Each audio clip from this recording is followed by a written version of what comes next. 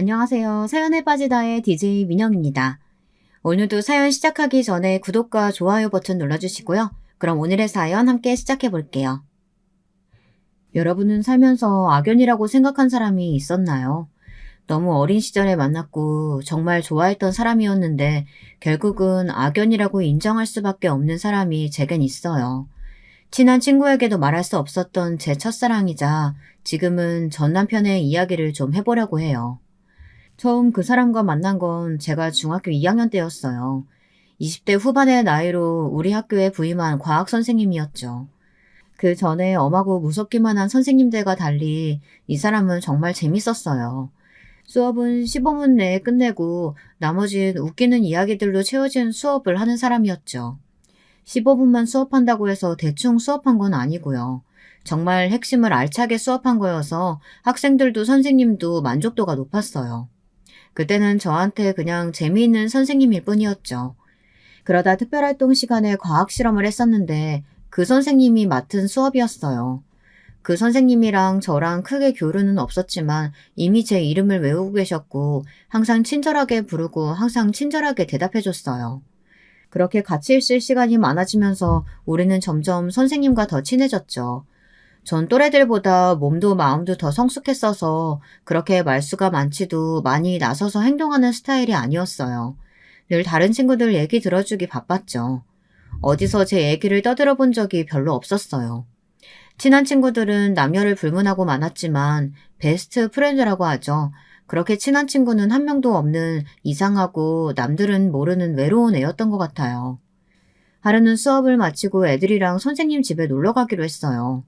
선생님은 혼자 원룸에 살고 계셨는데 가서 라면도 끓여 먹고 시덥잖은 농담도 하고 어렸을 때 얘기도 들으면서 시간을 보냈죠. 그러다 메신저 아이디를 알게 됐고 어쩌다 보니 선생님과 단둘이 대화하게 됐어요. 이런저런 가벼운 대화가 시작됐는데 또래보다 성숙하다 보니 선생님과 대화하는 게 뭔가 코드가 더 맞았어요. 그러다 보니 이런저런 깊은 얘기들, 남들에게 하지 못하는 얘기들, 첫사랑 얘기들, 다채롭게 이야기를 하게 됐던 것 같아요. 그러다가 선생님의 헤어진 여자친구들 얘기도 듣게 됐어요. 거의 다 몇 년 동안 오래 잘 만나다가 선생님을 버리고 갈아탄 여자들 얘기였던 걸로 기억해요. 참 많이 좋아했고 그 여자를 위해서 많은 노력을 했었는데 이렇게 돼서 마음이 아프다는 말을 했었죠. 그게 참 마음이 쓰이더라고요. 그 이후로 알 수 없는 감정들이 생기기 시작했어요. 내가 여자친구라면 선생님 같은 좋은 사람 절대 놓치지 않을 텐데. 내가 여자친구였으면 좋겠다. 이런 생각들이었죠. 제가 고등학교에 진학하게 되면서 자주 만날 수는 없었지만 자주 채팅하고 안부를 전하곤 했어요. 자주 채팅을 하게 되면 될수록 깊은 대화들을 하니까 그 사람의 많은 부분을 알게 되었죠. 그 사람의 식성, 좋아하는 이성의 취향, 좋아하는 여배우, 좋아하는 노래, 영화 등등. 그 사람이 좋아하는 모든 것을 나도 좋아하게 되더라고요. 언젠가 읽은 적이 있는 글이었는데요. 한 여자를 만난다는 것은 하나의 새로운 우주가 나에게로 오는 것과 같다라는 내용이었는데 딱 그거랑 같은 기분이었어요. 선생님이랑 자주 연락하고 졸업하고 나서도 친구들이랑 선생님 집에 놀러 갔어요. 우리 전용 아지트처럼 별게 없어도 거기서는 맘껏 웃을 수 있었어요. 선생님은 너희들이야 많이 놀러왔지 요즘 맡고 있는 애들은 전혀 놀러 오려고 하지 않는다고 하시더라고요. 저는 차라리 마음이 놓였어요. 나처럼 선생님을 좋아하는 애들이 더 생길까봐 너무 걱정이 됐거든요. 나처럼 선생님이랑 채팅하고 깊은 대화를 하는 사람은 없었으면 좋겠다. 나랑만 이렇게 대화하고 나만 선생님의 많은 걸 알았으면 좋겠다 생각했어요. 고등학교 2학년이 되니까 집에서는 공부에 대한 압박이 많아졌어요. 그 당시에 공부를 좀 잘했었기 때문에 부모님이 저한테 거는 기대가 컸어요. 동생들은 아직 철이 덜 든 장난꾸러기들이어서 뭘 하든 크게 꾸중하지 않으셨지만 장녀인 제가 조금만 장난을 치거나 놀려고 하면 너는 그러면 안 돼 라고 늘 말씀하셨죠. 제가 동생들에게 모범이 되기를 바라셨던 것 같은데 그로 인해서 저는 항상 외롭고 감정에 솔직하지 못한 사람이 됐어요. 외롭고 힘들 때 선생님이 알려준 좋은 노래들을 들었어요. 여자친구랑 헤어지고 들었던 노래들, 아름다운 옛날 노래들. 힘든 시간을 그렇게 보내고 그래도 힘든 게 좋아지지 않으면 선생님이랑 전화통화를 하거나 채팅을 했어요. 시간이 가면 갈수록 선생님과 학교 다녔던 추억들이 생각나서 그리운 마음이 더 커졌죠. 방학 되면 집에 놀러 오라는 그 말에 방학이 되기만을 기다렸어요. 방학이 되자마자 첫 번째 주말에 새로 산 부드러운 핑크색 옷을 입고 원룸에 놀러 갔어요. 늦잠 잤던 선생님은 잠이 덜 깬 모습이었어요.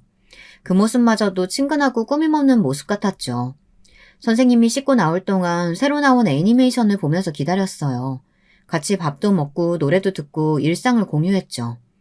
오랫동안 같이 대화하다 보니까 선생님도 저한테 스스럼 없이 개인사를 얘기했어요. 쌤, 집에서 결혼하라고 안 하세요? 그렇지 않아도 성하셔서 선도 한번 봤는데 영 아니더라. 엄마가 너무 답답하셨는지 점집에 가서 점도 보고 오셨어. 내가 동갑 아니면 나이 차이 엄청나는 여자랑 결혼한다더라. 와, 그래도 결혼은 하긴 하나 보네요. 뭐? 이놈이 쌤을 놀리면 되냐 안 되냐? 이리 와. 좁은 원룸에서 잡고 뛰고 놀다가 지쳐 둘 다 방바닥에 들어 누웠어요. 전 그때까지 선생님이라고만 생각했었기 때문에 남자와 같이 누워있다고 생각하지 않았던 것 같아요. 참 순진한 애 같았죠. 하지만 전 몸도 마음도 이미 성숙한 여자였어요. 선생님이 알려주는 모든 걸 좋아서 스펀지처럼 흡수하고 좋아한다는 눈빛을 마구 보내댔으니, 게다가 누워서 말똥말똥한 눈으로 바라보고 있었으니 선생님은 순간 뭔가 복잡한 눈빛이었던 것 같아요. 어느샌가 서로 같이 나란히 붙어서 얘기하고 있었는데 순간 선생님 손이 제 가슴에 닿았어요. 아, 미안. 팔꿈치인 줄 알았어. 네? 근데 참 여자들 옷은 소재가 부드럽다. 부드럽네. 잠시 침묵이 흐르고 갑자기 선생님이 저를 지그시 바라보다가 제 입술에 입을 맞췄어요. 순간 저는 너무 당황해서 아무 말도 못하다가 TV에서 보면 키스할 때 눈을 감던데 나도 눈을 감아야 하나 하다가 그냥 눈을 감았어요. 그러자 선생님은 더 과격하게 키스하기 시작했어요. 제 몸 여러 곳을 어루만지고 계속 스킨십을 이어갔죠. 저는 처음 겪는 일이라 정신이 하나도 없었어요. 어쩌다가 이렇게 된 건지 어떤 상황인지 정신이 없었죠. 나만 좋아한 게 아니었나?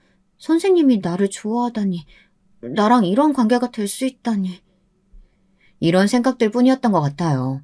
몇 시간째 서로 이리저리 뒹굴다가 더는 안 되겠다. 더 이러면 나 못 멈출 것 같아.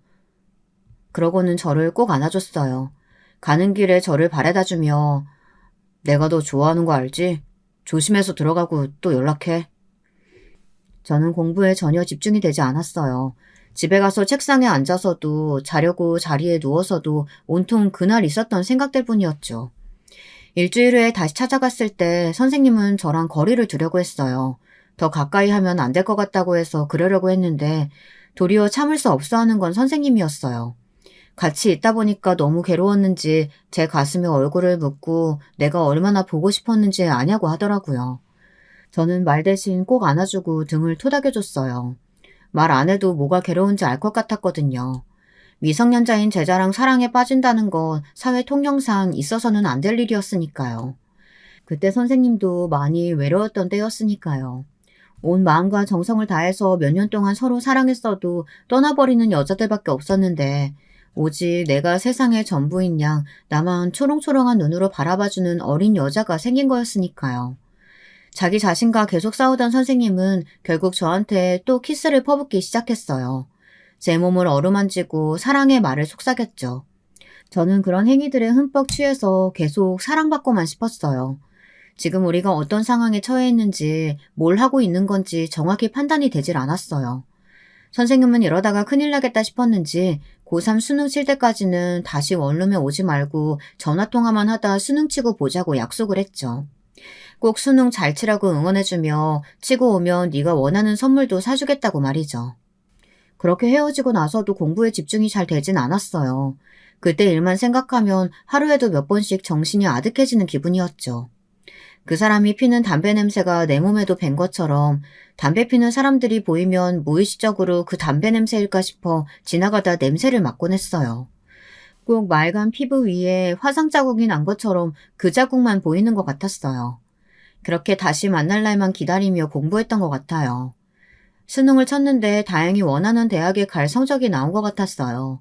그렇게 공부에 집중도 못했는데 나는 정말 운이 좋다고 생각하면서 선생님한테 예쁘게 보이고 싶어 2주 만에 10kg을 뺐어요. 우유만 먹고 다른 건 아무것도 안 먹으면서 버텼어요. 예쁜 옷을 골라 입고 원룸에 가서는 선생님께 와락 안겼죠. 서로 많이 보고 싶었던 걸 참고 또 참아서 그랬는지 그야말로 사랑 말고는 나눌 게 없었어요.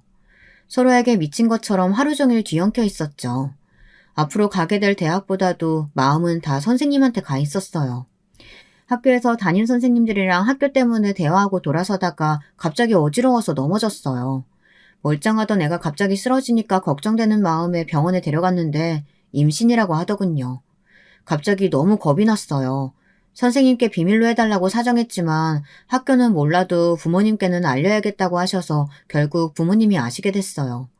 우리 집도 선생님 집도 결국 발칵 뒤집어지고 고성이 오고 갔어요. 학교 선생님이라면서 애한테 무슨 짓을 한 거냐. 다 큰 앤데 작정하고 원룸에 찾아온 거 아니냐. 몸으로 들이댄 것 같은데 우리 아들도 피해자다. 이런 충격적인 말들이 오고 갔죠. 서로가 상처 입히는 말만 하는 통에 저는 울기만 했어요. 엄마 아빠한테도 너무 미안하고 제가 한 행동들이 부모님을 상처 입힐 거라는 생각은 못한 거죠. 기왕 이렇게 된 거 좋게 해결합시다. 사람 좋아하는데 이유 있나요? 옛날 같으면 결혼하고 애도 낳을 나이 맞잖아요. 식은 조용히 치르는 걸로 합시다. 극적인 타협이 이루어졌지만 갑자기 일어난 모든 일들은 저한테 그냥 혼란 그 자체였어요. 어쨌든 고등학교 졸업과 동시에 결혼을 하게 됐어요. 식은 조용하게 가족들끼리 치러졌어요. 친구들도 초대하고 모두의 축하받는 결혼을 하고 싶었는데 이렇게 결혼을 하게 된다는 게 조금 서글프게 느껴졌네요. 그래도 좋아하는 남편이 있으니까 다 괜찮다고 생각했어요. 근데 그걸 잊고 있었더라고요. 제 친구들이 결국은 다 선생님 제자라는 거죠. 시댁에서 선생님은 제 고등학교도 아닌 중학교 선생님이었기에 사실이 알려지면 선생님의 평판에 큰 금이 갈 거라는 거였어요. 결국 저는 도둑 결혼을 하고 동창들과도 인연을 끊어야 했습니다. 한 10년쯤 지나고 나면 친구들한테 이야기할 수 있을까? 자초지종을 다 설명해야 하는데 그때는 다들 이해해 줄까? 생각이 복잡해지기만 하더군요. 가끔 누구누구랑 사귄다더라, 누구누구가 결혼했다더라, 누구가 다쳤다더라, 이런 소식들을 남편을 통해 들을 뿐이었어요. 가끔 생각해요. 결혼을 그렇게 다른 주변 사람들에게 숨기면서 하는 게 아니었는데 하고요. 도두 결혼이라고 하잖아요. 길 가다가도 동창들 만날까봐 배를 가리고 늘 모자에 마스크를 쓰고 다녔어요. 뭔가 숨기는 사람처럼 떳떳하지 못한 행동을 한 게 확실한 것처럼 과거의 저와 지금의 저는 아예 다른 사람인 것처럼 그렇게요. 밖에 나갈 때마다 그렇게 주위를 살펴보다 보니 주변 사람들이 그냥 대화하는 얘기에도 내 얘기를 하나, 내가 아는 사람인가 하고 계속 눈치를 보게 되더라고요. 물건 하나 사는 것도 마트에 가는 것도 어느 하나 마음이 편할 수가 없었어요. 그렇다 보니 자연스럽게 집안에 계속 있기만 했죠. 그래도 어떻게든 대학 문턱은 밟고 싶었는데 조산기가 있다고 집에 가만히 누워있기만 해야 한다고 해서 입학도 하지 못했어요. 임신이 아니라 몸에 병균이라도 들어간 사람처럼 내 몸이 아니었던 것 같아요. 선생님도 걱정하고 옆에 있어줬지만 점점 지쳐가는 게 눈에 다 보일 정도였죠. 학교에서 애들 가르치고 선생님들이랑 인간관계에 지치고 피곤한데 집에서라도 자기를 힐링시켜줄 사람이 필요했었던 것 같아요. 근데 집에도 자기만 바라보는 힘들고 우울한 임산부가 있다는 게 결국 마음에 짐이 됐는지 집에도 늦게 들어오고 제가 아무 말 하지 않아도 제발 아는 척 안 해줬으면 하는 얼굴이 가득했어요. 서로 대화가 잘 돼서 좋았는데 도리어 결혼 후부터 대화가 많이 줄어들었던 것 같아요. 그때부터 우울증이 생겼던 것 같아요. 너무 대화할 사람이 없던 차에 학교 다닐 때부터 대화하던 친구가 생각났어요. 이 친구랑은 이상한 게 중학교 다닐 때는 대화 한 번 제대로 한 적 없다가 고등학교 진학하고 나서 한 번씩 연락을 하곤 했었거든요. 대화도 잘 되고 그래서 친해졌어요. 을남매를 맺자고 할 만큼이었죠. 사실은 같은 나이라 남매도 아니었지만 그냥 누나 동생 하면서 지내기로 했어요.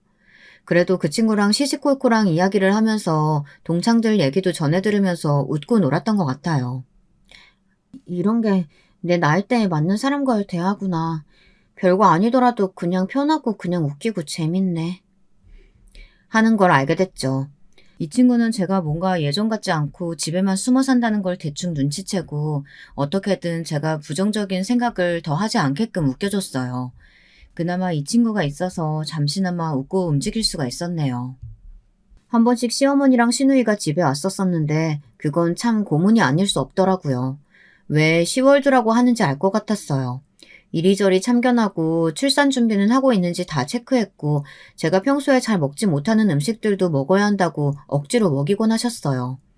아기를 위해서라며 계속 먹이시는 바람에 신경을 좀 썼더니 구토가 나오고 얼굴에 두드러기가 올라왔어요. 아이 때문에 약도 먹지 못하는 상황이라 너무 당황했는데 얘기를 들은 남편이 너도 참 유별나다 정말 이렇게 얘기하더라고요. 세상에 누가 보면 부모가 정략 결혼시켜서 결혼한 건 줄 알겠더라고요. 애가 없었으면 이 남자랑 결혼하긴 했을까 이런 생각이 들었어요.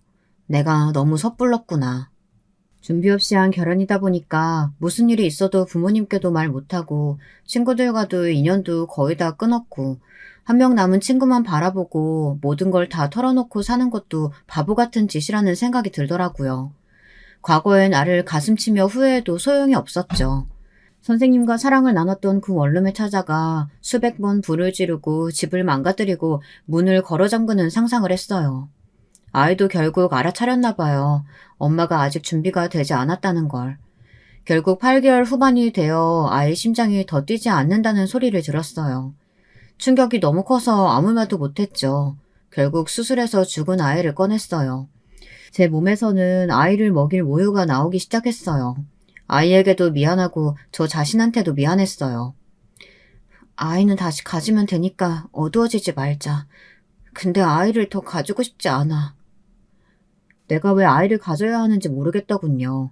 사랑이 식은 남자와 굳이 아이를 가져야 하나. 내가 전적으로 믿고 좋아했던 남자가 내 인생을 다 걸고 만나던 그 남자가 사실은 그저 변해버리기 딱 좋은 정말 아무것도 아니란 것이 더 힘들고 눈물 났어요. 이렇게 제 삶을 그냥 놔버릴 수는 없었어요. 어두워지고 저를 더 아프게 하고 싶진 않았죠. 몸에서 모유가 나왔던 흔적을 처리할 때 남편의 눈빛은 염려, 걱정의 눈빛이 아니었어요. 그 눈빛은 아직도 잊을 수가 없는데 그저 바보 같은 인간, 실패한 사람을 보는 듯한 경멸의 눈빛이었죠. 그냥 제자가 그런 일을 겪었어도 그렇게는 안 할 텐데 위로의 말이나 걱정하는 말 한마디 없이 문자로 오늘 늦어가 다였습니다. 이대로는 저 자신이 사라져버릴 것 같고 우울감에 제 정신이 먹혀버릴 것 같아서 몸조리가 끝나고 난 후 다시 운동을 시작했어요. 몸이 다시 슬림해지고 건강해지는 것 같아 기분이 좋았어요. 나한테 크게 관심도 없던 남편이 내 몸이 회복되니까 세상에 다시 잠자리를 원하기 시작했어요. 가장 힘들 때는 모른 척하다가 제가 다시 예뻐 보였나 봐요. 몸조리가 끝나고 난 후 다시 운동을 시작했어요. 몸도 다시 슬림해지고 건강해지는 것 같아 기분이 좋았습니다. 나한테 크게 관심도 없던 남편이 내 몸이 회복되니까 다시 잠자리를 원하기 시작했어요.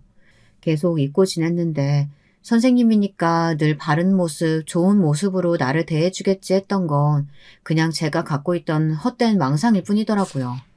그냥 유머러스하고 아는 거 많은 성욕이 왕성한 남자. 그게 남편의 정이었어요.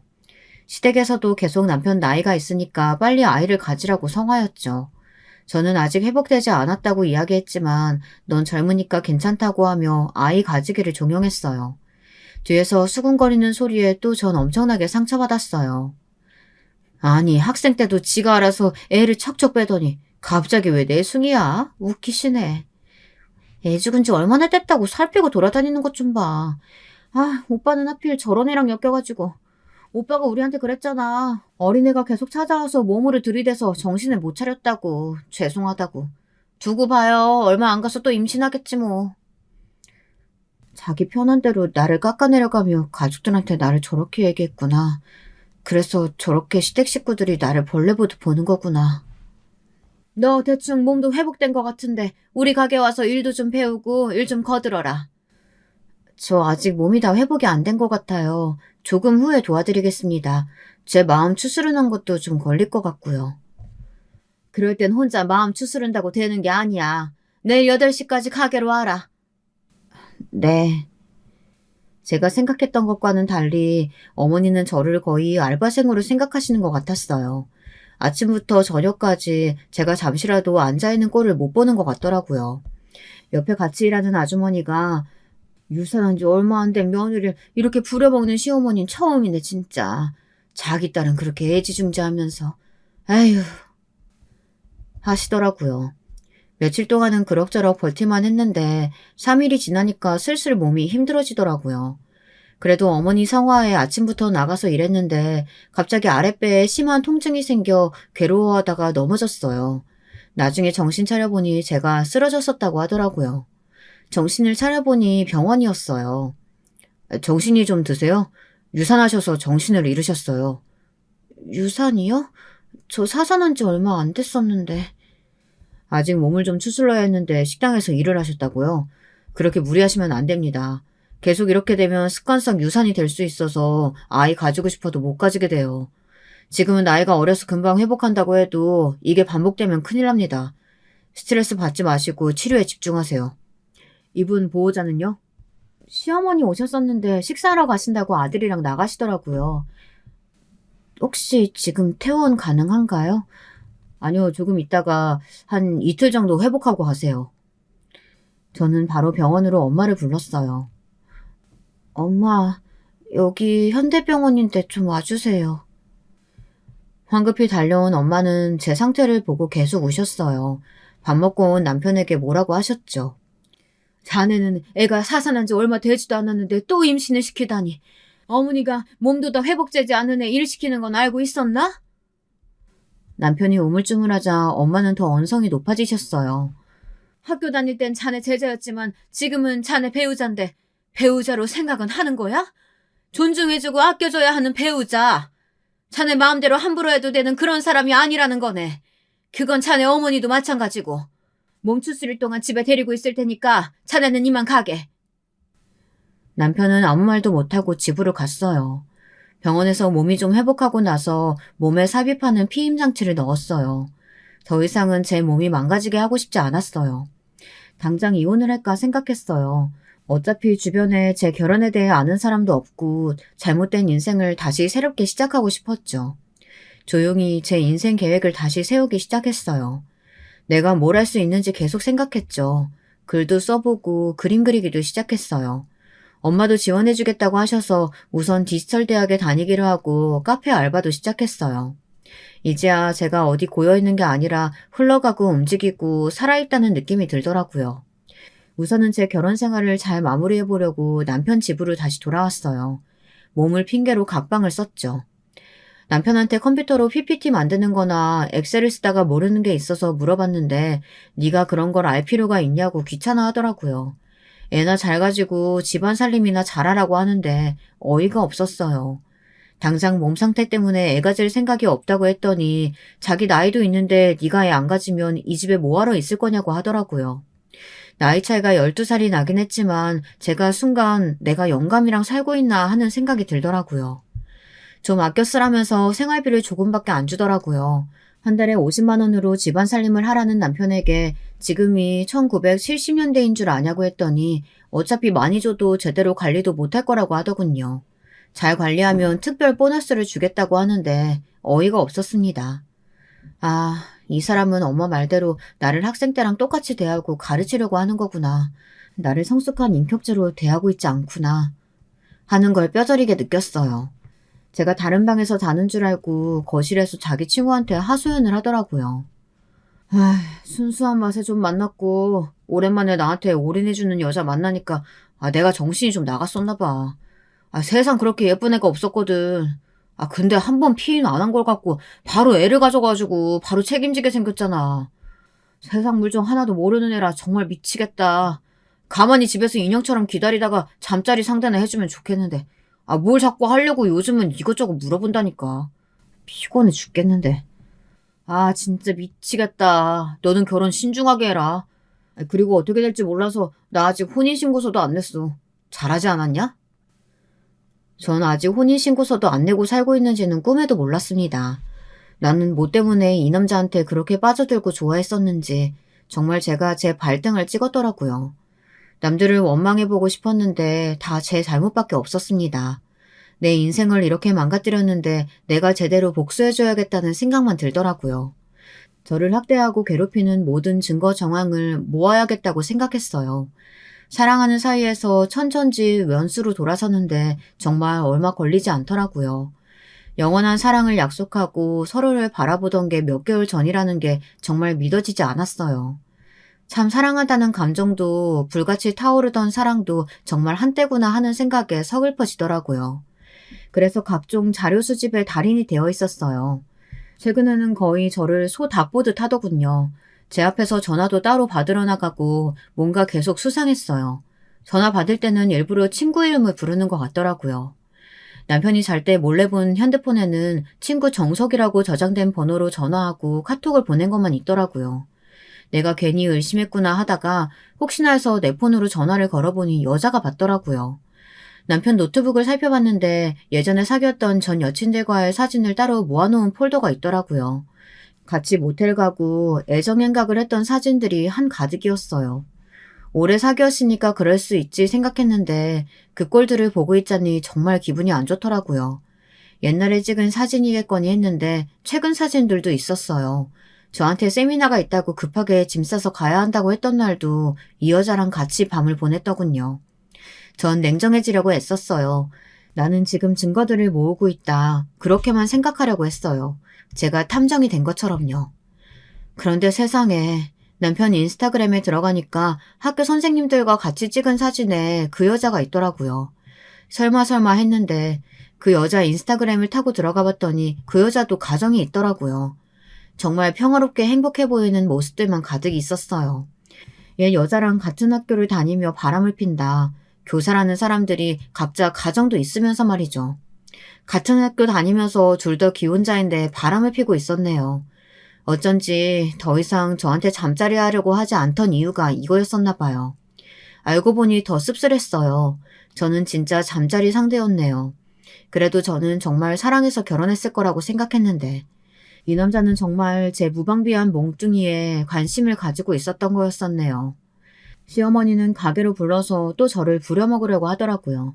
제가 아직 몸이 안 좋아서 힘들다고 아르바이트생을 구하셨으면 좋겠다고 전화를 끊었더니 그때부터 틈만 나면 뭐 하고 있냐, 지금 어디냐, 몸 상태는 어떠냐, 심지어는 시누이가 애를 키워야 하는데 지금 또 임신해서 애를 보기 어려우니 애는 네가 봐라 등 끝도 없이 저를 괴롭혀댔어요.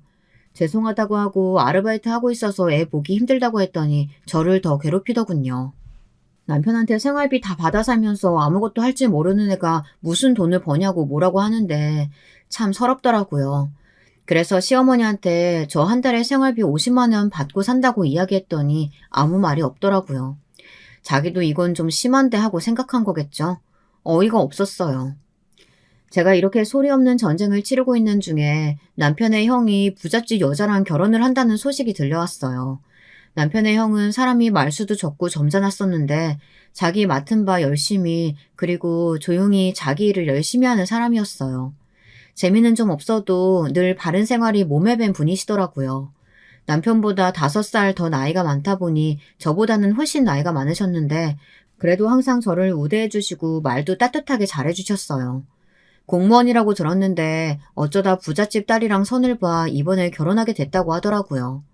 시어머니는 형님 앞에서는 흠잡히지 않으려고 지적이고 인자한 모습만 보이려고 엄청나게 애를 쓰더라고요. 근데 손바닥으로 하늘을 가릴 수 없잖아요. 저를 대하는 시어머니의 모습을 보고 이미 어떤 사람인지 다 파악을 한 눈치였어요.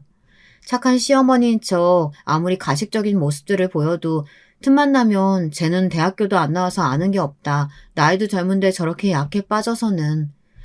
아무리 가식적인 모습 보이고 형님한테 힘든 일 절대 안 시키려고 해도 진실된 사람이 아니라고 생각이 들면 가까이 대하기 싫은 게 사람 마음이잖아요. 형님은 3시간도 시댁에서 머물기 싫어하더라고요. 결국 시어머니는 설거지도 다 저보고 하라고 해서 아무 말 없이 하고 있었는데요. 형님이 와서 저한테 말을 거시더라고요.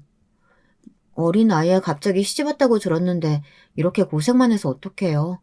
힘든 일 있으면 얼마든지 나한테 얘기해요. 우리 친하게 지내요. 그렇게 연락처를 주고받았어요. 형님은 좋은 뮤지컬이나 연극 티켓이 생기면 저한테 보내주거나 같이 가자고 연락이 오셨어요. 물론 시어머니한텐 비밀이었죠. 살면서 오랜만에 만나보는 어른이었어요. 고상하고 지적이고 마음에 덕이 있는 분이었죠. 저도 모르게 속마음을 말하고 말았는데요. 형님 같은 분이 제 시어머니셨으면 정말 소원이 없겠어요.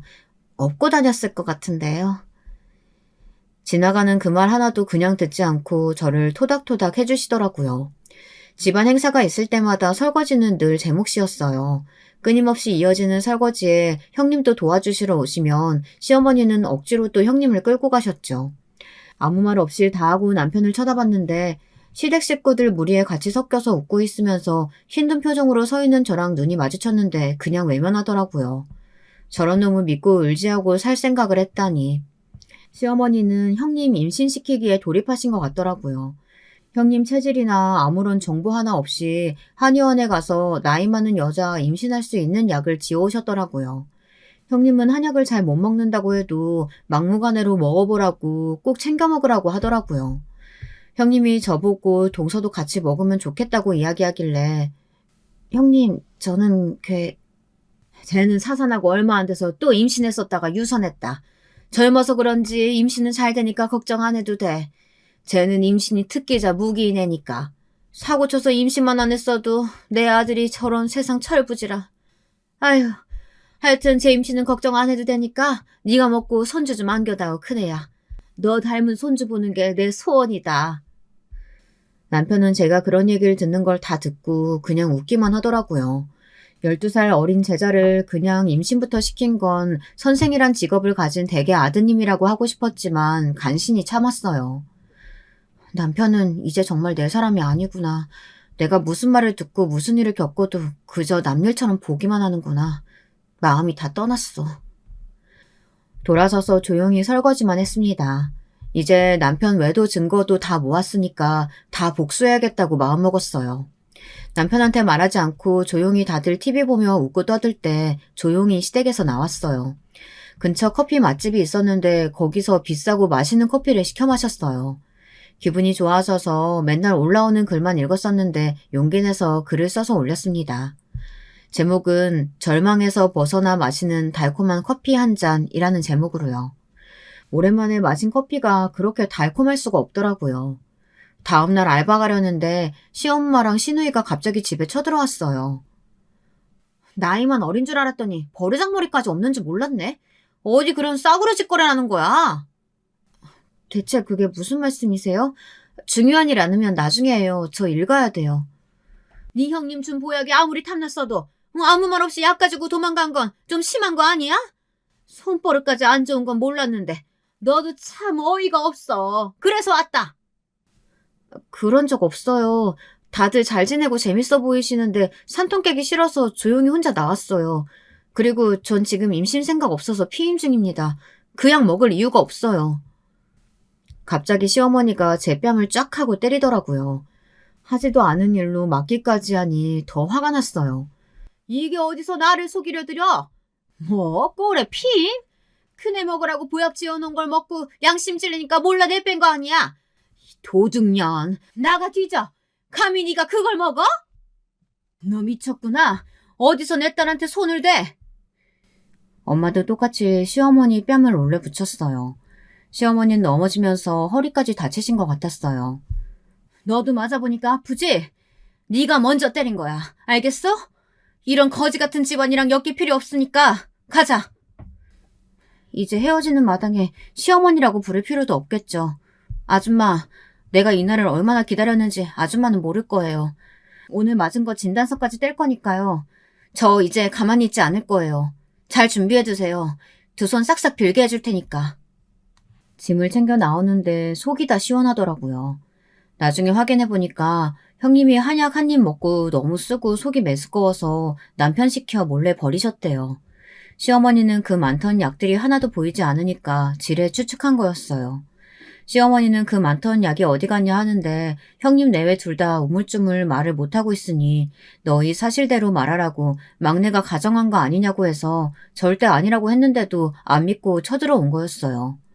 반찬주로 친정엄마가 왔다가 결국 그 광경을 보게 되신 거고요. 부모님한테 그동안 자초지종을 다 설명했어요. 엄마 아빠는 눈물 흘리시며 우리가 신경 못 써줘서 정말 미안하다고 하셨어요. 앞으로 어떻게 할 생각이냐고 하셔서 지인한테 변호사를 좀 소개받을 생각이라고 했어요. 비용 상관하지 말고 애 없는 게 천만다행이라며 바로 이혼 청구 소송을 하라고 하시는데 얼마 전에 뗐던 주민등록 등초본을 보여드렸더니 놀라시더라고요. 혼인신고가 안 되어 있어서 여전히 그냥 엄마 아빠 앞으로 등재되어 있더라고요. 이런 미친 것들이 진짜 미쳤구만! 아빠를 진정시키고 큰형님께 전화드렸어요. 형님, 도움이 필요하면 언제든 얘기하라고 하셨는데 저 지금 많이 힘들어서요.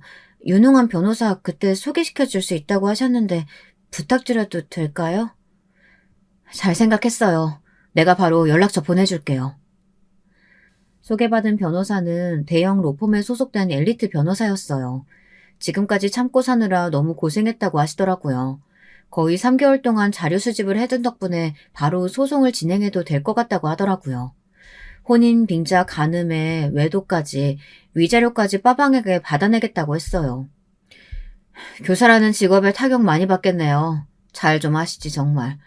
너무 하셨네. 아휴. 남편은 그냥 자기 엄마한테 상황 전달받은 것 같더라고요. 엄마가 잘못하시고 화를 좀 내신 것 같은데 장모님이 엄마를 미신 건 좀 심하지 않아? 자기 딸이 잘못한 것도 없는데 뺨 맞고 있는 걸 본 엄마가 똑같이 뺨 때리신 거고 쓰러지신 건 당신 엄마가 쓰러지신 거예요. 그냥 화를 냈다고 생각하나 본데 저한테 손찌검 하셨고요. 전 얼굴에 멍까지 들었어요. 진단서 뗐으니 그런 줄 아세요. 진단서라니 무슨 소리야. 법적 절차 밟을 테니까 그렇게 아세요. 저를 기만하고 했던 모든 행위에 대해서 대가를 치르시게 될 겁니다. 학생 때 가르쳐준 은혜가 있어서 더 심하게 하진 않을 거예요. 본인이 했던 모든 행동들 꼭 반성하셨으면 좋겠습니다. 더는 같이 살 마음 없어서 짐 싸서 나왔습니다. 법원 외에 다른 곳에서는 보지 않았으면 좋겠네요. 그럼. 변호사에게는 남편이 바람핀 증거와 시어머니가 임신한 저를 정당한 대가 없이 자기 사업장에서 일하게 하고 노동의 대가를 지불하지 않고 학대해서 다시 유산하게 된 모든 정황과 진단서를 다 제출했어요. 통화했던 친구의 대화로 알게 된 혼인신고를 의도적으로 하지 않은 정황도 전달했고요. 재판에서 승소해서 위자료로 1억을 받았어요. 형님께 너무 고마워서 따로 연락을 드렸어요. 좋은 변호사 소개시켜 주셔서 너무 감사한데 상황이 이래서 죄송하다고요. 딱 봐도 애띤 얼굴에 늘 서름과 슬픔이 꾹꾹 참고 있는 얼굴이라 마음이 계속 써졌어요. 이제 동서 형님도 아니지만 그래도 친구 정도는 할 수 있지 않을까요? 나는 어렸을 때 친구도 골라 사귀라고 부모님께 계속 혼나는 바람에 친구도 별로 없어요. 우리 친구처럼 지내면 어때요? 친구가 별로 없을 거라고 전혀 생각도 못했어요. 저는 계속 친하게 지내고 싶은데 아주버님이 안 좋게 생각하실 것 같아서요. 저는 정말 좋아요. 우리 앞으로 언니 동생 하면서 사이좋게 지내요. 사회생활 하면서 사귄 친구라고 생각하면 되죠. 남편은 그 집에서 유일하게 제정신인 사람인 것 같아서 다행이에요. 제수씨 잘 위로해주라고 하더라고요. 그리고 지금 지내고 있는 집으로 내가 선물을 좀 보냈어요. 그동안 고생한 것들이 조금이라도 풀렸으면 하는 마음이니까 부담 가지지 말고요. 앞으로 사회생활하는데 어디 가서도 꿀리지 말고 자신감 있게 다니라는 뜻으로 옷이랑 가방, 신발 이런 것들 좀 챙겨 보냈어요. 내가 사놓고 못 입는 것들이나 사이즈 안 맞아서 다른 사람 주려던 것들이니까 부담 가지지 말고요. 신발 사이즈는 내가 알아서 거기 맞춰서 보냈는데 혹시 발에 안 맞으면 매장 가서 수선하거나 늘림하면 될 거예요. 정말 감사합니다. 저한테 항상 너무 잘해주셨어요. 앞으로도 자주 연락해도 되죠? 언니. 당연하지 그럼. 집에 갔더니 형님이 보내주신 건 정말 옷장이 새로 하나 더 필요할 만큼 많더라고요. 사계절 옷을 다 보내주셨는데 다 유명 브랜드 옷들이었어요. 하나같이 세련되고 제가 입으면 딱 어울릴 만한 옷들만 보내주셨더라고요. 명품 가방이랑 신발도 10개씩 보내주셨더라고요. 누가 보면 명품만 밝히는 된장년처럼 알 정도로 정말 원 없이 보내주셨습니다. 새로운 마음으로 새롭게 시작하라는 그 마음이 느껴지더라고요. 새로운 마음으로 새롭게 시작하라는 응원의 마음이 느껴지더라고요. 이 옷을 입은 나를 사람들이 참 귀하게 여겼지만 나부터 나를 더 예뻐하고 귀하게 여겨야겠다는 생각이 많이 들었어요. 열심히 살고 꼭 성공해서 형님께 꼭 보답해드려야겠다. 그래, 정말 열심히 살자. 공적인 자리에 갈 때는 꼭 형님이 준 옷들을 입고 갔어요. 늘 어딜 가도 옷 잘 입는다, 젊은데 되게 고급스럽게 보인다 이런 말을 들으니까 기분이 좋았어요. 출판사나 글 쓰는 업무 관련된 사람을 만나러 갈 때도 저렇게 입고 가면 함부로 대하지 않고 친절하게 잘 대해주시더군요. 이렇게 다른 사람들한테도 예쁨 받고 지내라고 형님이 챙겨주셨구나 하는 생각이 들었어요. 시어머니의 막창집에서 일하시던 이모님을 길 가다 만났는데 이뻐진 저를 보면서 정말 잘 됐다고 잘 살라고 당부해 주시면서 이런저런 소식을 알려주셨어요. 결국 시어머니는 다쳤을 때 터진 디스크가 수습이 안 돼서 허리 수술을 받았대요. 운영하던 막창집은 일하던 알바생이 사람을 너무 부려먹고 음식 다시 돌려쓰게 한다고 글을 올리는 바람에 소문이 나서 장사를 접었다고 하더라고요. 사람한테 잘못한 건 정말 어떻게든 다시 돌아오는 것 같아요. 더 재미있는 건 남편과 그 상간녀였어요. 운영하던 막창집은 어떤 알바생이 열받아서 판에 글을 올리는 바람에 소문나서 장사를 접었대요. 알바생한테 돈 주기 아까워서 저까지 써가며 그렇게 난리를 쳤는데 결국 이렇게 망하네요. 재판 가서 우리 사건에 관심을 가진 저한테 연락이 왔어요. 인터뷰를 하고 싶다고요. 저는 그냥 솔직하게 있었던 일들을 이야기했고 기자는 제 신분을 절대 노출되지 않도록 해주겠다고 약속해서 기사를 내도록 허락했어요. 그 기자님이 기사를 아주 맛깔나게 잘 쓰셨더라고요. 남편 얼굴과 상간녀 사진도 모자이크 처리돼 나가긴 했는데 학생들이 학교에서 찍힌 2명을 바로 알아본 바람에 난리가 났었대요. 학교에서는 기자한테 왜 상관없는 우리 학교 선생님들 사진을 허락도 없이 기사에 실었느냐고 내용 정정을 부탁했다고 하더라고요. 기자는 당당하게 얘기했대요. 상관없는 게 아니라 그 사람 둘이서 바람피는 사이 맞다고요. 이미 확인 다 됐고 남자 선생님은 재판에서 져서 위자료까지 다 내셨다고요. 교장 선생님은 몇 차례 2사람이 맞냐고 확인까지 하고 카톡 주고받은 내용과 둘의 사적인 사진까지 보고 정말 놀라서 2사람을 잘랐다고 하더라고요. 제가 자주 채팅하던 을남이한테 듣기론 선생님은 애들 과외시켜주는 공부방을 운영한다고 들었어요. 몇 년 지났으니 이제 소문이 좀 가라앉을 거라고 생각했나 봐요. 교사 쪽은 아무래도 소문이 빠르고 폐쇄적인 집단이니까 학원도 가기 힘들었을 것 같더라고요. 소문이 좀 가라앉고 몇 년 후 선생님은 애들 과외시켜주는 공부방을 운영한다고 들었어요. 그렇게라도 자신의 과거를 반성하면서 남들한테 많이 베풀며 살아갔으면 하는 생각이 들었네요. 이제는 증오나 미움 따위는 남아있지 않아요. 어쨌든 그 사람도 고통을 받았을 테니까요. 아직 저를 원망한다고 하더라도 별로 신경 쓰이지 않더라고요. 어쨌든 우리는 이미 남이니까요. 전 여전히 글 쓰면서 아르바이트도 하고 이제 학교도 졸업해요. 글 쓰는 사이트에서 인기 작가가 됐고 유명 출판사에서 책을 내자고 해 오늘 계약을 하고 돌아왔어요. 초반에는 좀 쉽지 않은 경험들로 이루어진 삶이었지만 이제 중년이 되면 그동안의 경험들이 밑거름이 돼 더 일이 잘 풀리지 않을까 생각해요. 아직도 언니, 과거의 형님이죠. 언니랑도 자주 연락하면서 지내요. 여전히 언니는 저한테 가방도 옷도 자주 보내주고 있어요.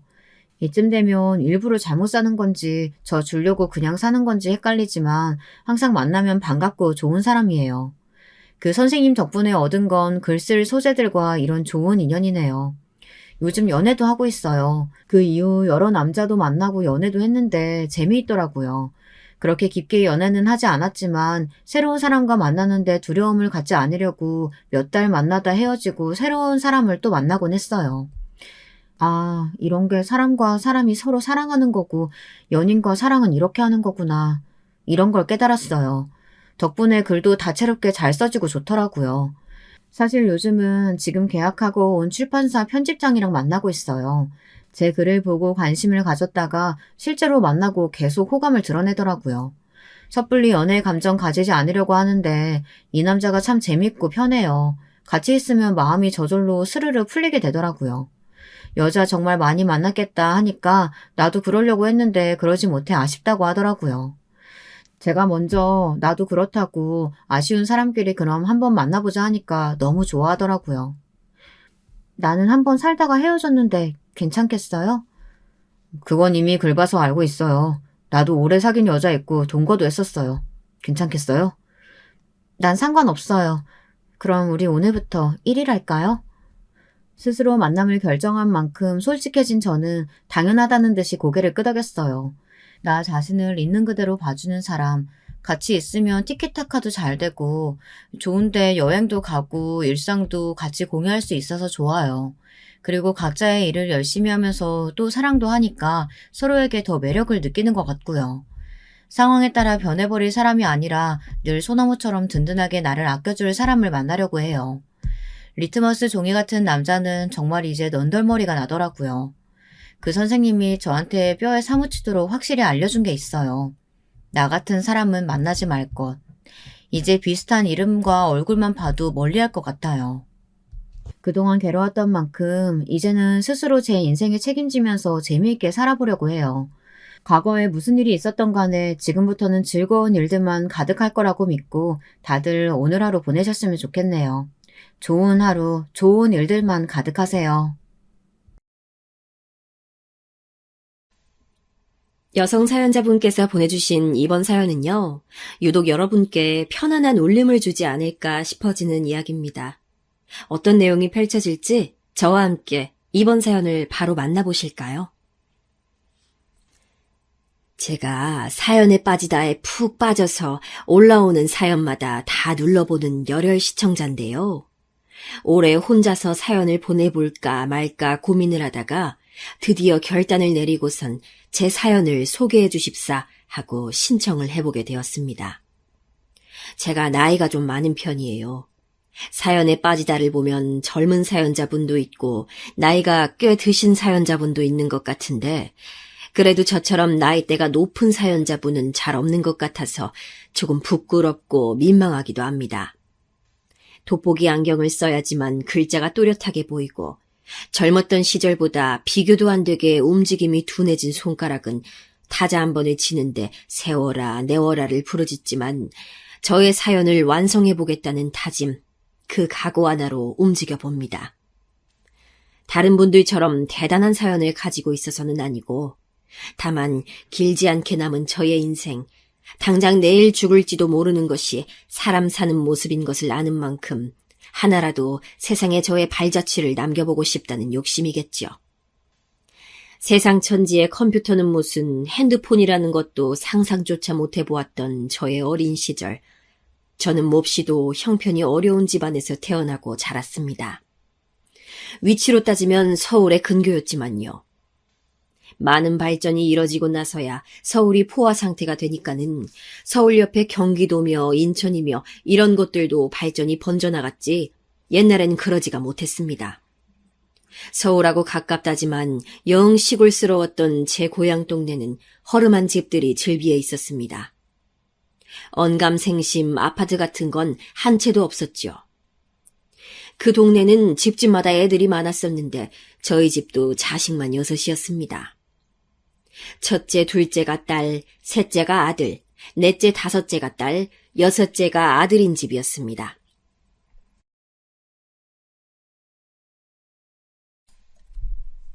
그러니까 셋째와 여섯째가 아들이고 나머지 4명은 딸인 것이었지요. 제가 바로 넷째였어요. 큰언니는 마치 또 한 명의 엄마 같았습니다.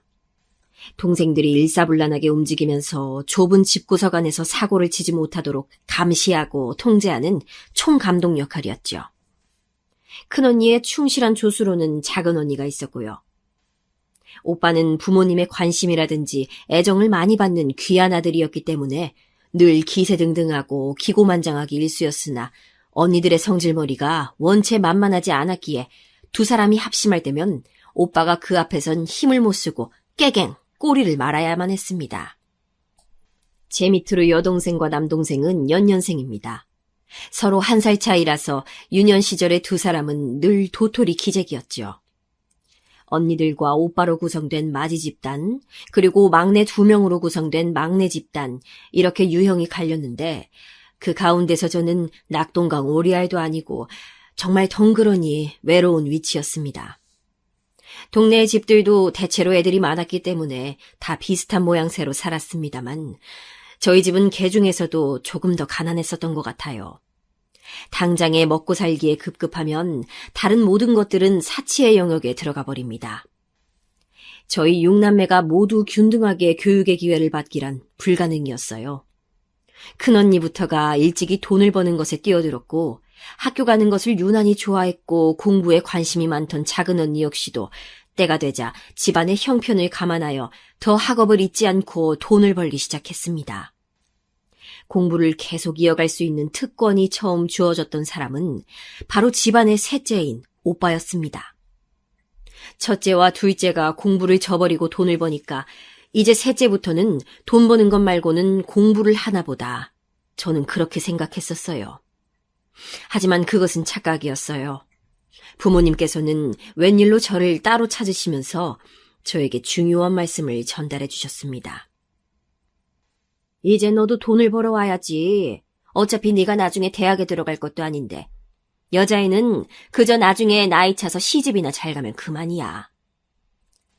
제가 공부를 해서 학자가 되겠다는 것도 아니었건만 부모님께서는 제가 마치 그런 발언이라도 한 것 마냥 질색을 하시면서 제가 공부를 얼른 그만두고 돈 버는 곳에 나가기를 원하셨습니다. 제가 천재적인 공부 두뇌를 타고났다면 또 모를까.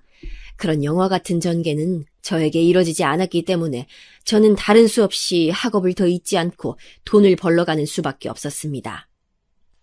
저는 무려 옆 지역까지 가서 일을 하게 됐는데 그곳에는 먼 친척집이 살고 있었으므로 저는 그곳에서 신세를 지게 됐어요.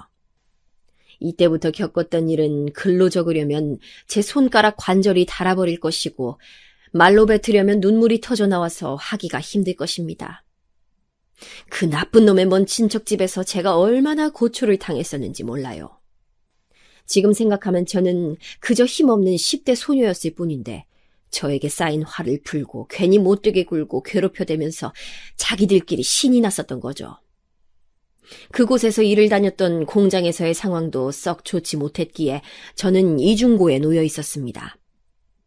그 집에서는 가사노동을 착취당하는 무급 하녀였으며 공장에서는 텃세와 이간질에 시달리며 어깨 한번 바르게 펼 수 없는 신세였습니다.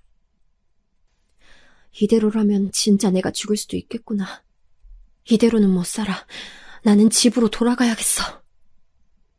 하루는 친척들로부터 생명의 위협까지 느낀 제가 두려움에 떨게 되었고 집으로 몰래 도망갈 계책을 꾸렸습니다. 아예 작정을 했다가 기회를 봐서 차비를 챙겨다가 집으로 도망을 갔어요. 저는 심지어 제가 번 돈을 그 친척들에게 거의 뜯기고 있던 마당이었습니다. 도저히 견딜 수 없어서 힘들게 도망을 쳐서 저희 집으로까지 갔어요. 그런데 오랜만에 본 저를 가족들이 별로 안 반겨주더군요. 부모님께서는 제가 눈망울에 눈물을 크게 달고선 털어놓은 지난 이야기를 들으시며 한숨부터 푹푹 내쉬셨습니다. 너 그래가지고선 세상을 어떻게 살아가려고 하는 거야? 애가 왜 이렇게 유약하고 나약하냐 이 말이야. 그 말씀을 듣고 제가 눈물바람이던 것을 멈췄었네요. 제가 예상했던 반응이 아니어서 너무 당황스러웠고 어찌할 바를 몰랐습니다.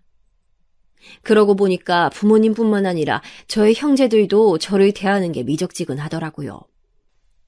제 바로 아래 여동생은 저처럼 딸이지만 저와는 다르게 앞으로 계속 공부를 시켜야겠다는 그런 얘기를 듣고선 정신이 멍해졌습니다. 막내인 남동생은 말할 것도 없었고요.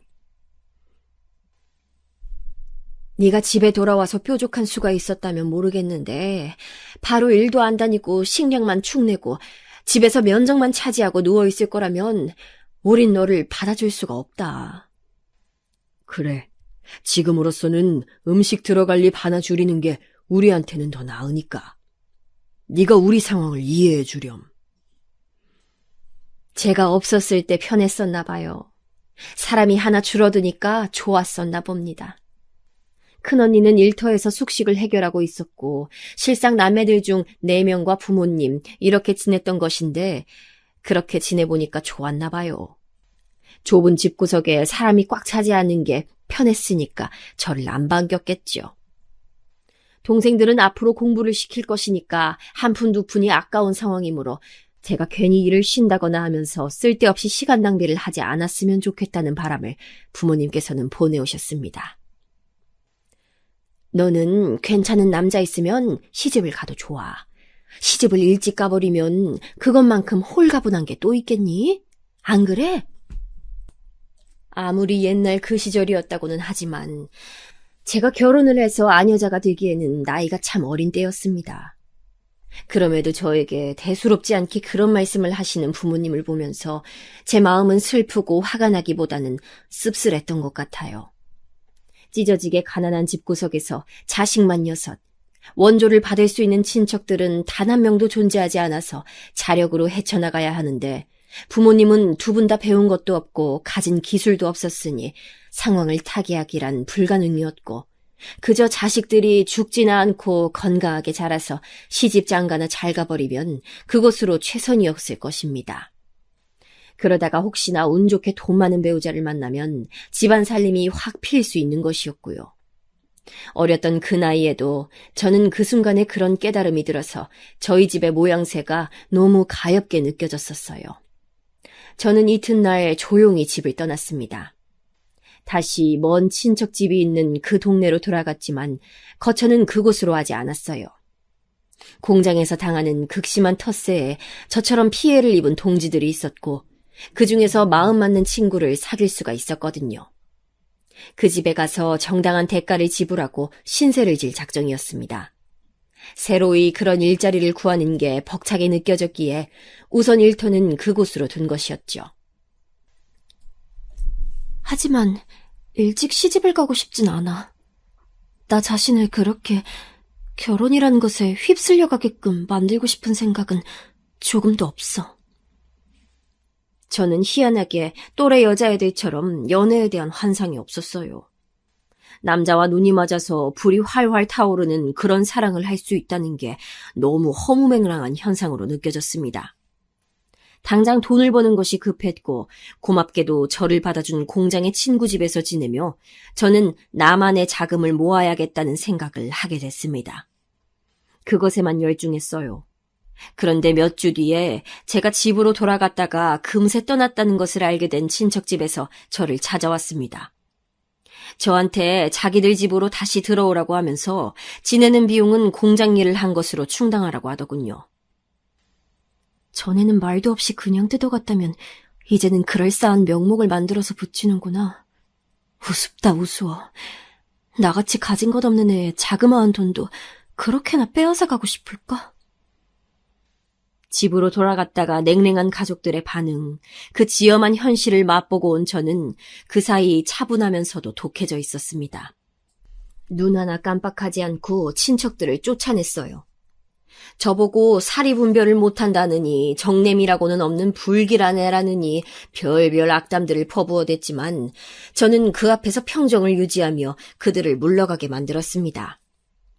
그것이 바로 제가 저의 인생에서 누군가를 상대해서 이뤄낸 진짜 배기 첫 승리였던 것 같네요. 물론 친척들이 돌아간 다음에는 다리에 힘이 풀려서 주저앉은 채로 덜덜 떨어야 했고 혹시 다시 찾아와 보복을 하지는 않을까 싶어서 며칠을 잠을 설쳐야 했지만 그래도 제가 의연하게 대처했다는 사실이 스스로 좋았습니다. 하지만 그 나쁜 친척들은 역시나 저를 다시 찾아와 괴롭히려 하였고 저에게서 돈을 뜯어가려고 했어요. 얹혀 살고 있는 친구한테까지 피해를 줄 수 있는 상황이었기 때문에 저는 결단을 내렸습니다. 지금까지 내 편의를 봐주고 도와줘서 정말로 고마웠어. 나는 오늘까지만 이곳에 머물고 내일 바로 떠나려고 해. 뭐? 어디로? 다시 집으로 돌아가는 거야? 그 동네는 일자리가 워낙 없는 것 같던데? 아니야, 집으로 가지 않아. 나는 새로운 곳에 가서 새로운 일자리를 찾고 새로운 사람들을 만나보려고 해. 세상에, 연고도 없는 곳을 무작정 가보겠다고? 어디 여자애가 혼자 그럴 수 있단 말이야. 무슨 변이라도 당하면 어쩌려고. 너 정말 세상 무서운 줄을 모르는구나. 그 친구가 질색팔색을 하면서 저를 만류했습니다. 그러나 저는 결심을 굳힌 이유였습니다. 친척들을 따돌리고 몰래 떠날 생각을 하자 사실은 가슴이 설렘으로 두근거리고 있었어요. 저는 천가방 하나에 다 들어가는 저의 짐을 다시금 챙긴 채 떠나는 날의 아침을 기다렸습니다. 그런데 그 친구가 아무래도 여자애 혼자 무연고지로 가는 건 위험한 것 같다면서 자기 이모가 사시는 곳에 가보는 게 어떠냐며 제안을 해왔어요. 저 때문에 밤새 많은 고민을 한 모양이었습니다. 저는 원래 평생을 그 작은 동네에서만 살다가 일자리 문제로 이 먼 친척 집이 있는 지역으로 와본 것이었기 때문에 다른 세상은 알지 못했습니다. 완전히 미지의 영역이었기 때문에 설렘과 더불어 두려움도 존재했어요. 그래서 그 친구의 제안을 받아들이기로 하고 주소를 알아갔지요. 수중에 있는 돈이 저의 전 재산이었고 찾아간 그곳에서 저는 그 친구의 이모를 만나뵐 수 있었습니다. 감사하게도 제가 그 집에서 잠시 머물 수 있도록 해주셨고 저에게 사람을 구하고 있을 만한 공장들을 알려주셨어요. 저는 그중 한 곳에서 운 좋게도 바로 일을 시작하게 되었습니다. 낯선 곳이었고 일은 고됐지만 제가 겁도 없이 발걸음을 옮겨서 새로운 장소에서 새로운 일상을 누리게 되었다는 사실에 고양된 것이 더 컸습니다. 제가 그곳에서 적응이라는 것을 하려고 할 때였어요. 저희 집으로부터 연락이 왔습니다. 저를 찾아서 먼 친척 집에 연락을 했다가 제가 없다고 하니까 놀라서 그 친구에게 제가 어디 있는지를 물었다고 하네요. 집에서 나를 왜 찾는가라는 궁금증을 품었을 때 가장 빠르게 떠오른 답은 돈 내놓으란 거구나 였습니다. 저는 이 답이 정답일 것이라고 확신했었는데 그게 아니었어요. 가족들이 절 찾은 건 집에 큰 소식이 있기 때문이었습니다. 바로 큰언니의 결혼이었어요. 공장에서 알게 된 사람의 소개로 남자를 만나자마자 결혼을 하다니 큰언니는 어쩌면 그럴 수가 있지? 내 사고방식으로는 이해가 어렵다. 성인이었기에 큰언니가 언제든 결혼해도 이상하진 않는 상황이었으나 너무 갑작스러웠습니다. 큰형부는 큰언니보다 5살이 많은 사람이었고 공장이 아니라 다른 회사에서 일을 하고 있었어요. 벌이는 그런대로 괜찮았지만 문제가 있다면 장남과 장녀끼리의 결혼이었다고나 할까요? 큰형부는 3남매 중에 맏이었어요. 큰언니는 결혼을 하면 우선은 시댁에 들어가서 살고 돈을 모았다가 1년 정도 후에 분가를 할 계획이라고 했습니다. 하지만 그 바람은 이뤄지지 않았죠. 큰언니가 시댁에서 벗어나 분가를 한 것은 결혼하고 나서 무려 6년이 지났을 때였답니다. 아무튼 저는 큰언니가 결혼하는 모습을 보면서도 나도 시집가고 싶다는 생각을 전혀 안 했어요. 그런데 작은 언니는 달랐던 모양이에요. 빨리 결혼해서 집구석을 뜨는 게 최선일지도 몰라. 난 절대 식구들한테 오래오래 돈 뜯기고 살 생각 없어. 작은 언니가 그런 말을 할 때부터 심상치 않더라니 큰언니가 결혼하고 나서 이듬해 작은 언니도 시집을 가버렸습니다. 상대는 작은 언니보다 2살이 많았고 또래라서 그런 건지 어쩐진 몰라도 둘이 성격이 자주 충돌해서 결혼한 뒤로 부부싸움을 그렇게나 했다고 하네요. 그런 와중에 애는 3이나 낳았으니 어떻게 봐야 할지 모르겠습니다. 언니들이 결혼했을 때 부모님께서는 별다른 동요를 안 보이셨어요. 딸은 원래 출가 외인이야. 우리 아들이 결혼해서 며느리를 데려와야만 자식을 결혼시킨 게 제대로 실감이 날 것 같네. 그렇게 말씀하시는 걸 듣고 있는 오빠의 표정이 오묘했던 것 같습니다. 그랬던 오빠는 금세 결혼을 했는데 저는 그 새언니라는 사람과 접점이 별로 없었어요. 왜냐하면 저는 다른 지역에 살고 있기도 하였거니와 그 새언니가 결혼하고 나서 몇 달 뒤에 집을 나갔거든요.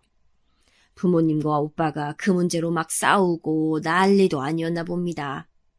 동생들한테 듣기로는 정황상 그 새언니가 시집살이를 못 이기고 열받아서 가출을 한 모양이었어요. 그랬다가 다시 몇 달 뒤에 새언니라는 사람이 돌아왔고 오빠랑 둘이서 다른 동네로 가서 살았습니다. 그곳에서 아이를 낳았고요. 그랬다가 또 새언니가 집을 나갔어요.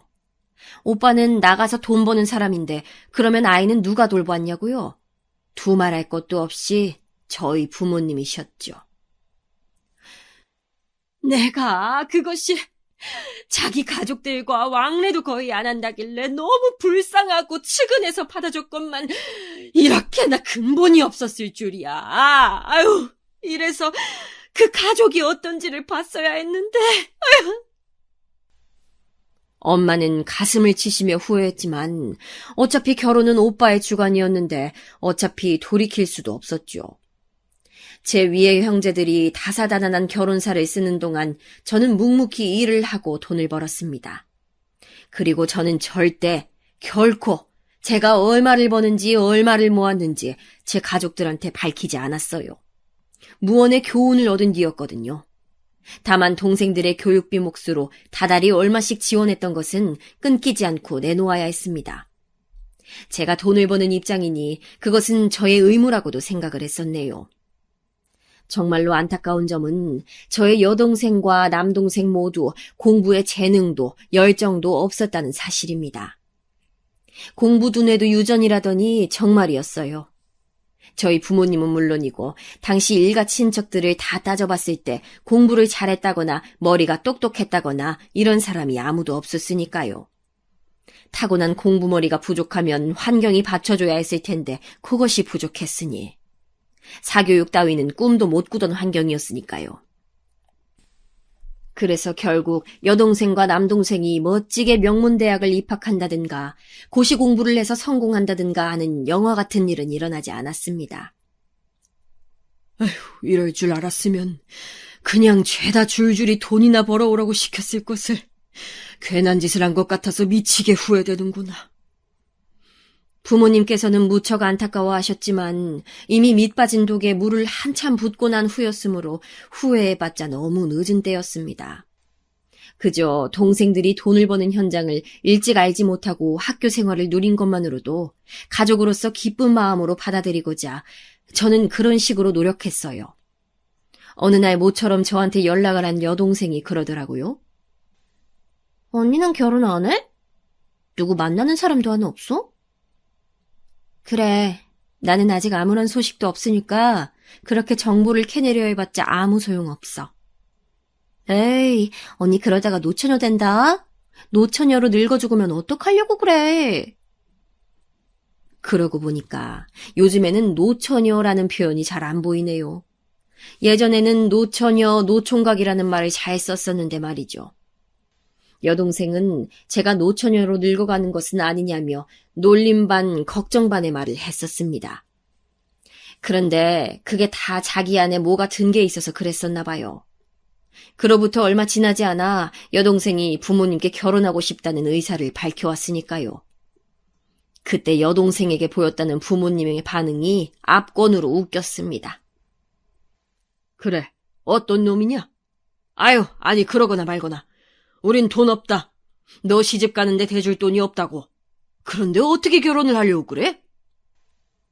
집 나간 새언니 때문에 팔자에도 없으셨던 아이를 키우고 계셨으니 그때 부모님께서 꽤나 신경질지 여기셨대요.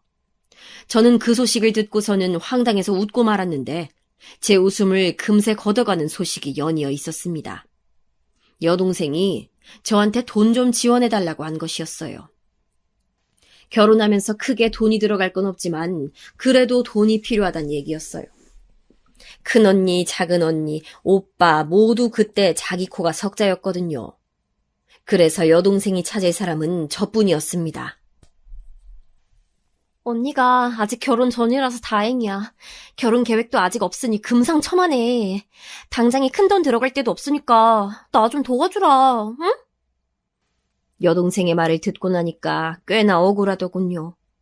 저는 따지고 보면 여동생을 위해서 어린 나이에 집에서 쫓겨나다시피 하여 먼 친척 집에 가서 온갖 수모를 당하며 고생을 하는 와중에 돈까지 벌었고 또 그것을 거의 다 빼앗겼다가 새로운 지역으로 도망까지 갔었는데 힘들었던 제 지난 날을 부정당하는 것 같아서 기분이 안 좋았어요. 그러나 여동생이 결혼을 확정지었고 제가 도와주지 않으면 곤란할 상황이었기에 저는 결국 돈을 내어주었습니다. 이래서 작은언니가 차라리 빨리 결혼하는 게 낫다고 한 거였구나. 그런 생각을 하면서 저는 처음으로 결혼하고 싶다는 생각을 진지하게 품었습니다. 여동생은 자기랑 무려 7살 차이나 나는 상대와 결혼했습니다. 제 동생이 어느새 다 커서 결혼까지 하다니 감개무량했었네요. 여동생은 금세 임신을 하였는데 무슨 연유에선지 유산이 되었습니다. 그 후로 우울증을 앓았어요. 그때는 정신건강에 대한 개념이 약할 때였으니까 우울증이 뭔지도 모르고 그냥 상태가 안 좋다 정도만 여겼었죠. 우울증에 걸린 여동생은 부부싸움을 야기시켰고 결혼 생활은 무척 안 좋아 보였습니다. 여동생이 한밤중에 저를 포함한 식구들한테 다 전화를 돌려서 내일 죽을지도 모르니까 마지막 인사를 하겠다고 해서 모두가 난리 났던 적도 있었어요. 아버지께서는 이러다가 송장 치르겠다면서 여동생을 집으로 불러들이셨죠. 자기 친정집에 오니까 여동생이 좀 안정이 되었는지 그때부터는 꽤 나아졌어요. 저는 도대체 결혼이란 뭘까라는 생각을 했었네요. 그래도 이왕 결혼을 한다면 6남매 중에서 꼴찌 순서는 면하고 싶었습니다. 설마 남동생보다 제가 늦게 결혼을 할 것 같지도 않았고요. 그런데 이게 웬일입니까? 남동생이 뜬금없이 결혼을 하겠노라고 부모님께 고하였습니다. 그러자 부모님께서는 차마 귀한 막내 아들한테 큰 소리는 못 치시고 조용히 다 이르셨대요. 네가 지금 결혼하겠다고 할 때가 아니야. 일찍 장가들어서 뭐 하려고 그래? 조금만 더 기다려라. 지금은 안 돼. 집안 상황이 도저히 막내를 결혼시킬 만한 게 아니었기에 하신 말씀이었죠. 그러자 남동생에게는 비장의 카드가 있었습니다. 당장 결혼을 진행할 수밖에 없는 카드였습니다. 제 여자친구가요. 임신을 한 상태라서 그래요. 남동생이 기어들어가는 목소리로 그렇게 말을 했을 때 기어이 엄마는 뒤로 넘어가고 마셨대요. 없는 형편에서도 막내 아들만은 금이야 오기야 하면서 다뤘는데 아직 어리다고 할 수 있는 나이에 덜컥 임신 소식으로 결혼을 하게 되다니. 부모님께서는 기야 마시고도 남을 일이었죠. 그렇다고 그 상황에서 결혼을 안 시킬 수도 없었습니다. 결국 남동생이 저보다 먼저 결혼을 했네요. 상대는 남동생이랑 동갑이었고 서로 친하게 지내다 보니 임신까지 하게 되었다고 하는 말에 이거 참 웃어야 할지 말아야 할지 무척 헷갈렸었네요. 그렇게 6남매 중에서 결혼하지 않고 남은 사람은 저뿐이었습니다. 좋은 사람이 생긴다면 결혼을 하고 그렇지 않다면 굳이 인위적으로 인연을 만들어서 결혼하고 싶진 않아. 결혼을 하고 싶은 생각은 분명하게 생긴 뒤였으나 아무하고나 하고 싶지 않다는 것이 저의 바람이었어요. 혼자 미혼인 저에게 각종 돈 달라, 도와달라는 요청을 뻗쳐대는 식구들의 태도에 심란해 있던 시기였습니다. 저에게 과거에 큰 도움을 준 바 있었던 그 친구의 결혼 소식을 듣게 되었어요. 먼 친척 집에 살면서 공장을 다녔던 그때 정말 죽기보다 힘들었던 시기였는데 그 친구 덕분에 이겨낼 수가 있었죠. 그런 그 친구가 결혼을 한다니 진심으로 축복해주고 싶어서 결혼식장에 하객으로 참가했습니다. 그 친구와 저는 그런 식으로 엮인 운명이었나 봐요. 왜냐하면 바로 그 친구의 결혼식장에서 저는 드디어 운명의 상대를 만나게 되었기 때문입니다. 특별히 잘생긴 것도 아니었고 키가 훤칠하지도 않았으며 빼입은 정장의 자태가 대단한 것도 아니었어요. 별다를 것 없는 그의 모습에도 저는 이상하게 처음부터 시선을 빼앗겼습니다. 꽉 다물린 인매에서는 그가 얼마나 신중하고 진중한 사람인가를 읽을 수가 있었어요. 누구지? 신랑 쪽 카객이면 분명한 것 같은데 대체 누군지 나중에 꼭 따로 알아내야겠다. 제가 웬일로 이성에게 관심을 가지다 못해서 먼저 움직인 상대는 그가 처음이었습니다. 저는 그 친구에게 그의 인상착의를 설명하면서 누군지 물어봤어요. 그랬더니 그 친구가 정말 보는 사람이 놀랄 만큼 거의 까무러치듯이 놀라는 겁니다. 왜 그렇게까지 놀라는 거야? 그 사람은 내가 신상 알아내면 안 되는 상대였던 거야? 아니, 그럴 리가. 내가 그런 것 때문에 놀란 게 아니야. 세상에, 어쩜 이런 일이 있을 수가 있지? 그 친구는 그런 말을 하면서 어느새 활짝 웃고 있었습니다. 저는 그 이유가 궁금해서 그 친구의 대답을 자꾸 체근했죠. 이윽고 그 친구가 알려준 이유를 듣고 저는 귀까지 빨개지고 말았습니다. 네가 말한 사람은 우리 신랑 고등학교 동창이야. 그리고 결혼식이 끝난 후에 우리 신랑한테 물어봤었대. 네 인상착의를 설명하면서 혹시 그 여자 누구냐고, 결혼은 했는지 이런 거 궁금했어. 그래서 우리 신랑이 나한테 그 얘기 해줬는데 나는 설명을 듣자마자 그 여자가 넌 줄 알았지. 그런데 너도 그 사람을 궁금해하고 있었다고? 세상에, 이게 말이나 되니? 아무래도 두 사람 운명인가 보다. 저는 그쪽에서 저를 보고 있었는지조차 몰랐어요. 그런데 저를 신경 쓰고 있었다니 정말 놀라운 일이었습니다. 태어나서 그렇게 가슴이 두근거린 것도 그때가 처음이었네요. 저는 고민하지 않고 그를 만나봤는데 정말 운명이라고밖에는 설명할 수 없는 무언가가 저희 두 사람 사이에 흘렀습니다. 그는 저와 다르게 몇 번의 연애를 했었는데 좀처럼 결혼에 대한 확신이 없어서 다 헤어졌을 때요. 그런데 희한하게도 저를 보자마자 이 여자랑 결혼하게 될 것 같다는 느낌을 받았다고 하는 겁니다. 저는 남자를 잘 알지 못하는 사람이었으나 이상하게도 그를 보면서 바로 이 사람이다라는 확신이 들었습니다. 저희는 딱 5개월을 연애하고 6개월째에 결혼을 했습니다. 어떤 두려움이나 망설임도 없었어요. 저는 마치 그때까지 제가 아무하고도 결혼을 하지 않은 채로 그저 제 형제들이 5이나 전부 결혼을 하는 것을 지켜만 본 것은 남편을 만나기 위해서 그랬다는 생각마저도 들었거든요. 제가 살아온 이야기를 들으면서 남편도 동조를 해주더라고요. 그만큼 나를 만나고자 오래 기다려줬으니 내가 정말 최선을 다해서 잘해줄게. 좋은 남편이 되도록 노력할게. 다정히 말을 할 줄 아는 남편을 둬서 정말 행복했습니다. 저는 제 언니들, 오빠, 동생들을 보면서 결혼에 대해 반신반의하는 마음뿐이었고 부모님을 보면서도 결혼해서 자식 낳고 사는 것은 정말 만만하지가 않다. 특히 가난하면 더 그렇구나라는 깨달음만 얻을 뿐이었습니다. 그러나 남편이 모든 저의 생각을 바꿔줬어요. 경제력이 미미한 저의 친정집만큼이나 시댁 쪽도 별반 다르지 않았습니다만 독특한 공통점이 저희 부부에게 있었다면 굉장한 자립심이 강한 자식이었다는 거예요. 저처럼 남편도 자기 돈을 조금씩이나마 몰래 모아왔었더라고요. 그 덕분에 저희는 결혼하고 나서 쪼들리게 살지 않았습니다. 아이를 바로 갖고자 했는데 생각대로 안 돼서 그것이 유일한 난관이었네요. 저희가 결혼하고 나서 3년이 지났을 때 찾아온 귀한 생명이 바로 저희 아들이었어요. 눈에 넣는다 해도 아프지 않을 만큼 정말 온 마음 다 바쳐서 사랑한 저희 유일한 자식이었습니다. 아들을 키우는 동안에 생긴 특별한 일화가 별로 없을 정도였어요. 그런 수준으로 아들은 자기 부모의 속을 썩이지 않는 착하고 유순한 아이였습니다. 외모는 저를 너무 닮았으나 머리라든지 성격 같은 건 남편을 닮았었죠.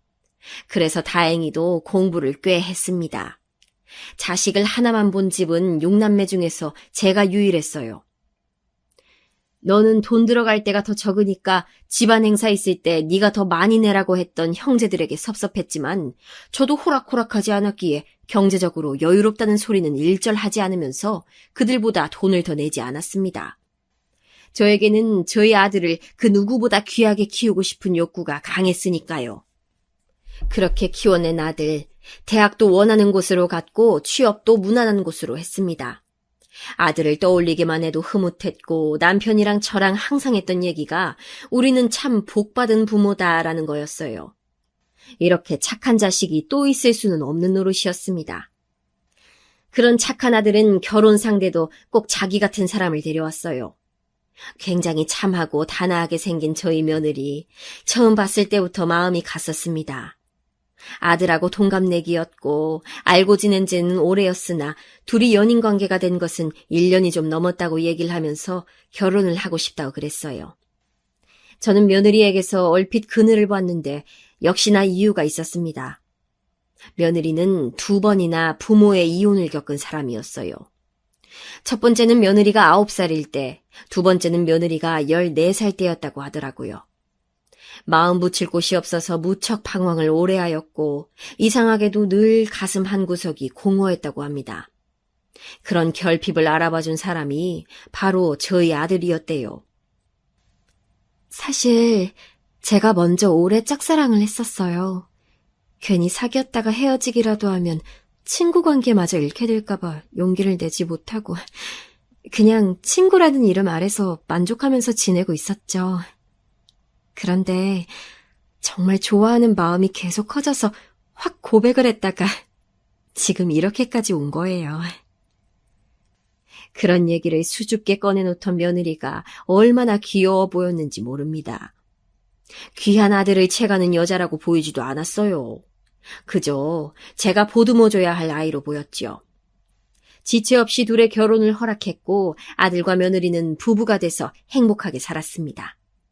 아주 깨가 쏟아지는 부부였어요.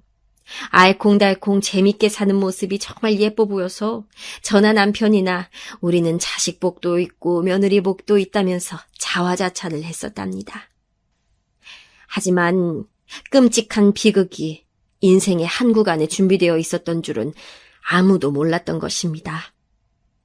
지금에야 눈물 없이 회상할 수 있지만 이렇게 되기까지 오랜 시간이 걸렸습니다.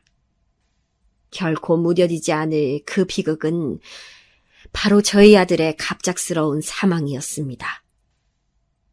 한겨울에 길에서 쓰러졌어요. 그리고 주위엔 아무도 없었습니다. 차가운 땅바닥 위에서 아들은 아무런 도움도 받지 못한 채 혼자 식어갔습니다. 저희 남편, 그 차분한 양반이 병원 바닥을 구르며 오열했고 저는 혼절 직전이었어요. 그런 와중에 저의 시야에 들어왔던 것은 초점이 나간 눈동자로 멍하게 있던 며느리 모습이었어요.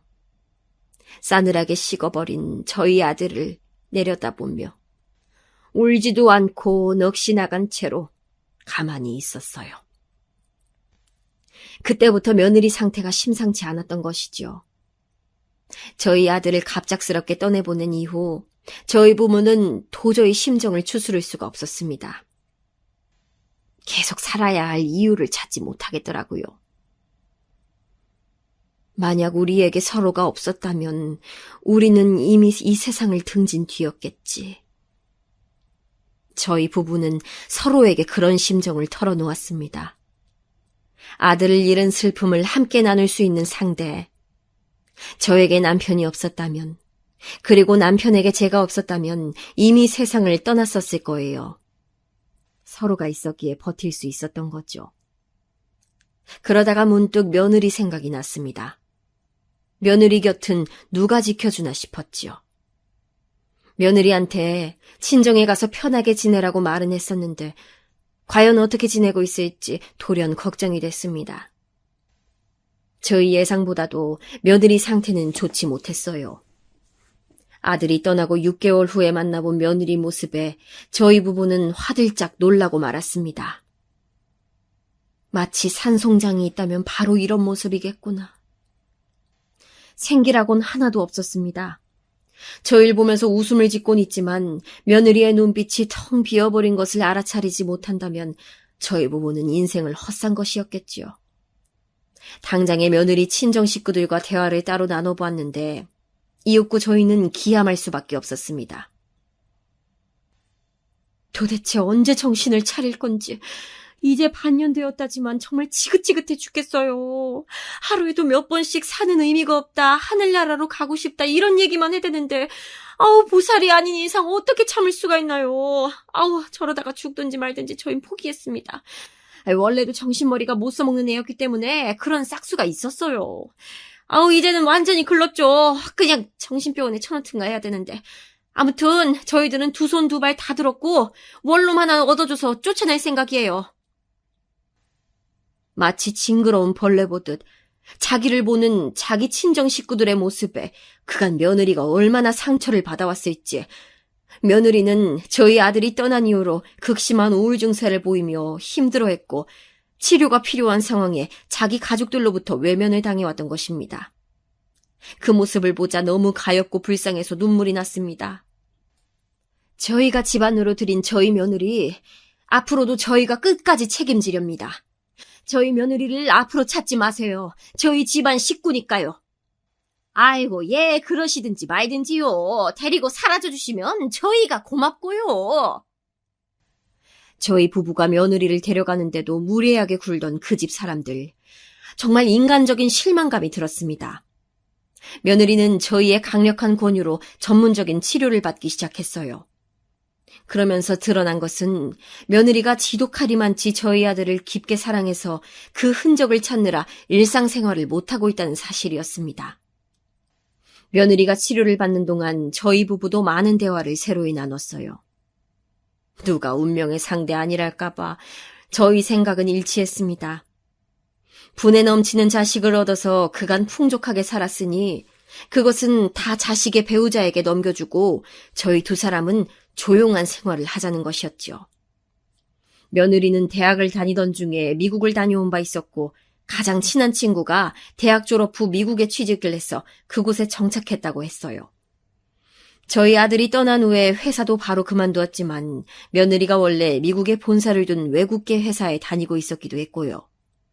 그래서 조심스레 며느리 의견을 물어봤습니다. 아예 새로운 곳에서 모든 걸 다 잊고 새 출발을 하며 새 인생을 사는 것도 좋은 방법일 것 같은데 어떻게 생각하고 있느냐는 말이었지요. 며느리는 혼란스럽다면서 저희와 그런 이야기를 하는 것을 내내 피하더니 우리 아들이 너 이러고 사는 거 알면 좋아할 것 같니? 우리 아들이라서 우리가 잘 알아. 절대 그럴 애가 아니라는 것을. 우리 아들은 말이지. 네 인생을 1분 1초도 허비하지 말라고 그랬을 애야. 제가 어느 날 눈물 지으며 그렇게 말을 했을 때 비로소 저희 부부를 똑바로 바라보았습니다. 며느리가 이내 눈물을 줄줄 흘리면서 그러더라고요. 미국에서 새로운 환경 속에 산다면 좋을 것 같다고 말이죠. 저는 옛날에 그 어린 나이에도 무연고지를 향해 불쑥 떠날 생각을 했었을 만큼 은근히 호전적인 성향이 있는 사람이었습니다. 그래서인지 며느리가 미국에 가서 산다는 것을 너무나도 밀어주고 싶었고 응원해주고 싶었어요. 그리고 저는 여동생이 극심한 우울증으로 힘들어하는 걸 보았던 사람이기에 더욱 며느리가 우울증에서 벗어나기를 기도했습니다. 오랜 대화 그리고 준비가 있었어요. 며느리는 결국 한국을 떠나 미국에서 새로이 출발을 하는 것으로 결정했습니다. 그러면서도 여전히 저희 아들을 잊지 못하고 있었지요. 저희 부부는 그 불쌍한 며느리를 위해서 재산을 정리했습니다. 이건 우리의 전 재산이나 다름없다. 그간 너도 짐작을 했겠지만 우리는 이제 서울 생활을 다 정리하고 시골로 내려가서 작은 집에서 조용히 자연을 벗삼아 살아보려고 해. 돈이 될 만한 일감을 찾아서 작게 일도 하면서 그렇게 늙어가고 싶구나. 부디 네가 행복하길 바란다. 저희 부부는 전 재산을 미국으로 떠나는 며느리에게 쥐어줬습니다. 그것이 어떤 의미인지 또한 저희 부부가 어떤 생각과 각오로 그리 결정한 것인지를 며느리는 이미 잘 알고 있었기 때문에 거절하지 못하고 눈물만 뚝뚝 떨구어댔죠. 며느리가 꼭 행복한 인생을 살길 기도해주면서 떠나보냈습니다. 저희 부부는 지방의 작은 시골 마을에 정착해서 살았습니다. 인생이란 참 알 수 없게 흘러가는 것 같아. 안 그래, 여보? 저희 부부는 그런 대화를 자주 나누면서 살았네요. 서울의 번듯한 아파트에서 살 때보다 확연히 못한 생활이었으며 불편함도 많았지만 마음은 편하였습니다. 전 재산을 며느리에게 주고 며느리를 미국으로 떠나보낸 이후로 저는 저희 형제들과 사이가 멀어졌어요. 자기들한테 그 돈을 나눠주지 못해서 단단히 삐진 모양이었습니다. 어쩜 5명이 하나같이들 성격이 그런지 몰라요. 6남매 중에서 성격의 결이 다른 것은 저 하나뿐이었고 애초에 나머지 5은 서로가 닮아 있었을지도 모르겠네요. 너 그러다가 노년에 굶어 죽는다? 그때 가서 우리한테 손 벌릴 생각은 하지 마. 형제들의 냉랭한 발언에 상처 입을 죄가 아니었지요. 비록 없이 살아도 마음만은 편안하게 남편과 살았습니다. 언제나 저희 아들을 그리워하면서 미국으로 떠난 며느리를 궁금해하면서 그렇게 살기를 10년이었습니다. 저희 부부를 찾아온 반가운 손님이 있었지요. 처음에는 못 알아봤다가 이내 며느리임을 알아차리고선 제가 버선발로 뛰어나갔죠. 세상에 이게 누구야? 아이고, 그간 건강하게 잘 지냈니? 네, 어머님, 아버님도 잘 지내셨어요? 진작 찾아뵙고 싶었는데 제가 너무 늦게 왔죠. 며느리는 기억 속 모습과는 다르게 무척 생기가 넘치고 무엇보다 눈빛에 힘이 있는 모습이었습니다. 가슴이 찡해지더라고요. 당장 내올 게 없어서 커피나 얼른 타다가 뻥튀기랑 같이 내왔는데 그걸 보고 며느리가 엄청 좋아하더라고요. 희한한 데서 좋아하는 모습은 옛날하고 똑같았습니다. 저희 부부는 그간 며느리가 살아온 이야기를 들을 수 있었어요. 그리고 점점 더 놀란 표정을 짓게 됐습니다. 미국으로 건너간 며느리는 친한 친구의 도움을 받아서 장사를 시작했대요. 그 우울했던 아이가 장사라니, 심지어 미국에서 장사라니 놀랄 노자였습니다. 활력이 필요했어요. 그리고 매일같이 저를 움직이게 할 원동력도 필요했고요. 그렇게 푸드트럭 장사를 친구의 지인과 같이 시작했는데 그게 일이 커질 줄은 처음엔 몰랐네요. 정신없이 5년이 지나가는 동안 며느리는 돈을 엄청나게 모은 상태였고 그러면서 쌓은 인맥을 통해서 주식도 시작했는데 그야말로 인생 역전일 만큼 돈을 벌었다고 했습니다. 아주 유복한 환경에서 자라온 재미교포 청년하고 만나서 새로운 사랑을 하게 됐는데 저희 부부의 허락을 받고 싶어서 한국에 들어온 것이라고 했어요. 허락이 뭐가 필요하니? 네 인생인데. 아무렴 되고 말고. 제가 기뻐서 외치자 며느리가 눈물을 훔치더니 이어서 말했습니다. 저희 부부를 미국으로 초대하고 싶다고 말입니다. 며느리가 간청을 하는데 거절할 엄두가 안 나서 그러겠다고 했어요. 그리고요, 어머님, 아버님, 제가 한국에서 두 분께 드리고 싶은 선물이 있어요. 아무래도 저 때문에 서울의 아파트를 정리하셨던 게 저는 내내 마음에 걸렸거든요. 그래서 더 좋은 서울 강남의 아파트를 한 채 해드리고 싶습니다. 저희 부부의 입이 얼마나 쩍 벌어졌는지는 구태여 묘사하고 싶지 않네요. 입이 안 다물어졌어요. 저희는 우선 필요 없다고 거절을 하였으나 며느리가 저희 아들이 있는 납골당에 가서 눈물을 쏟아내며 자기야, 어머님 아버님이 내 선물을 안 받고 싶으시대. 난 두 분을 호강시켜드리겠다는 일념으로 지금까지 하루도 안 쉬고 살아왔는데 아유, 내 선물이 거절당해서 어떡하지? 이러는데 아이고, 당해낼 도리가 없더군요. 당장 집을 구입하겠다고 며느리가 떼를 쓰는 걸 간신히 만류하고선 미국행에 함께 올랐습니다. 저희 친정 식구들이 10년 만에 엄청난 인물이 된 며느리가 저희 부부를 호강시켜주는 그림에 얼마나 놀라서 뒤집어졌는지 내심 고소했어요. 미국에 도착하고 나서 며느리가 사는 곳도 둘러보고 여러 군데 관광도 하고 하다가 캐나다까지 올라가 보고 정말 꿈 같은 시간을 보냈습니다. 며느리가 새로 만나고 있다는 청년을 본 순간 저나 남편이나 심장이 철렁 내려앉았어요. 얼굴에서 풍기는 분위기가 저희 아들하고 무척 닮아 있었거든요. 어째서 며느리가 그 청년에게 마음을 열어주었는지 알 법도 같았으나 굳이 내색은 하지 않았습니다. 정말 건실하고 좋은 청년이더군요. 비록 한국말은 유창하지 않으나 소통도 잘 되고 무엇보다 저희 부부에게 정말 예의가 발랐어요. 저희 부부한테 뭐라도 더 해주고 싶어서 안달이더군요. 졸지에 아들 하나 새로 생긴 묘한 기분이었습니다. 며느리 덕분에 미국에도 한국에도 저희 부부는 멋진 거처가 생겼어요.